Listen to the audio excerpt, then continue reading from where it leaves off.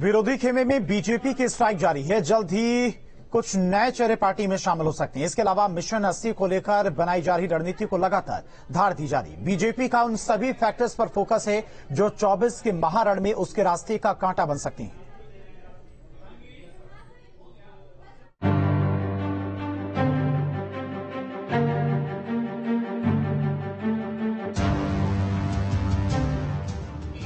उत्तर प्रदेश में बीजेपी का मिशन 80 के लिए रचा चक्रव्यूह, विरोधियों के लिए चुनौतियां बढ़ी।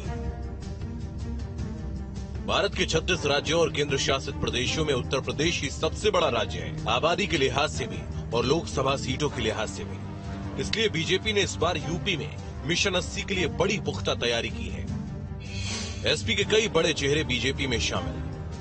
पसमानदा मुस्लिम बढ़ाएंगे वोट बैंक, पिछड़े वर्ग पर पकड़ बनाने की योजना।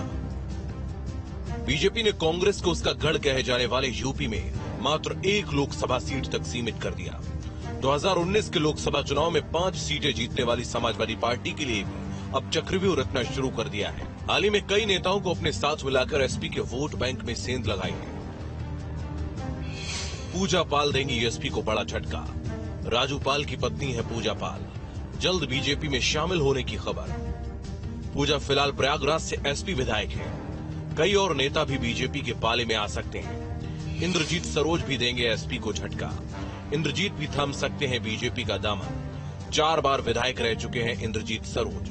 उन्हें अखिलेश के करीबियों में गिना जाता है।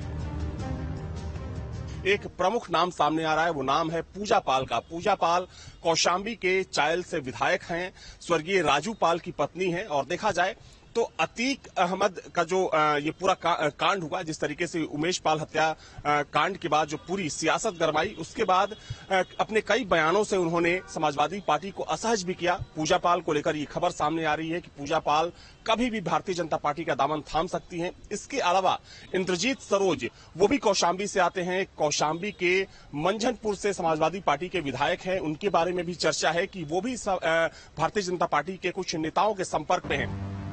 पूजा पाल और इंद्रजीत सरोज के बीजेपी के साथ आने पर बीजेपी का कहना है कि राजनीति में संभावना हमेशा होती है। जो हमारी नीति और कार्यक्रमों के साथ है वो हमारे साथ आ सकता है।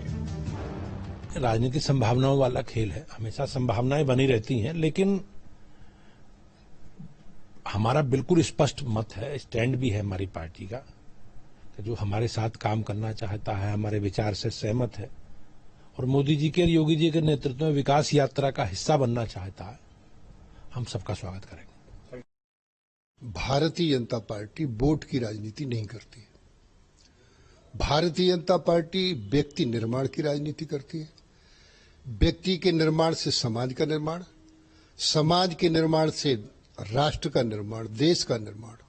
और जो इस तरीके से जिनके अंदर राजनीति के पवित्र अंकुर है, वो सब लोग, क्योंकि राजनीति में काम करने वाले लोग संजीव और बिल्कुल विचारक और चिंतन करने वाले लोग होते हैं, तो ऐसे लोग जो भारतीय जनता पार्टी में आ रहे हैं, मैं उनका स्वागत करता हूं। इससे पहले इसी महीने पूर्व मंत्री दारा सिंह चौहान समाजवादी पार्टी छोड़कर बीजेपी में शामिल हो गए थे।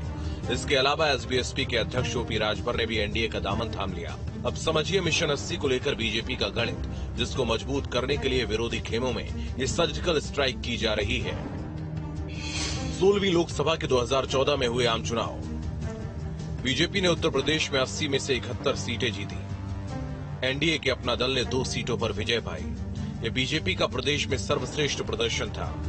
17वीं लोकसभा के हुए चुनाव में सीटें कम हो गई। बीजेपी की 62 और सहयोगियों को 2 सीटें मिली, यानी एनडीए को 64 सीटों से संतोष करना पड़ा।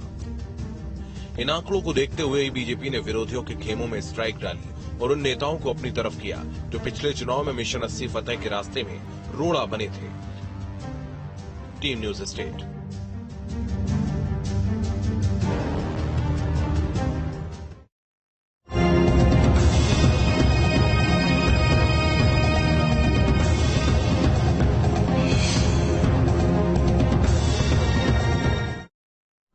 सीएम योगी आदित्यनाथ लगातार अपने संकल्पों को पूरा करने में जुटे और इसी के तहत उन्होंने गोरखपुर को सौगात दी। इसके अलावा उन्होंने रविवार को लखनऊ में मुख्यमंत्री कमांड सेंटर का भी उद्घाटन किया। जाहिर है सीएम योगी 24 के महारण में विरोधियों को हमलावर होने का कोई मौका नहीं देना चाहते।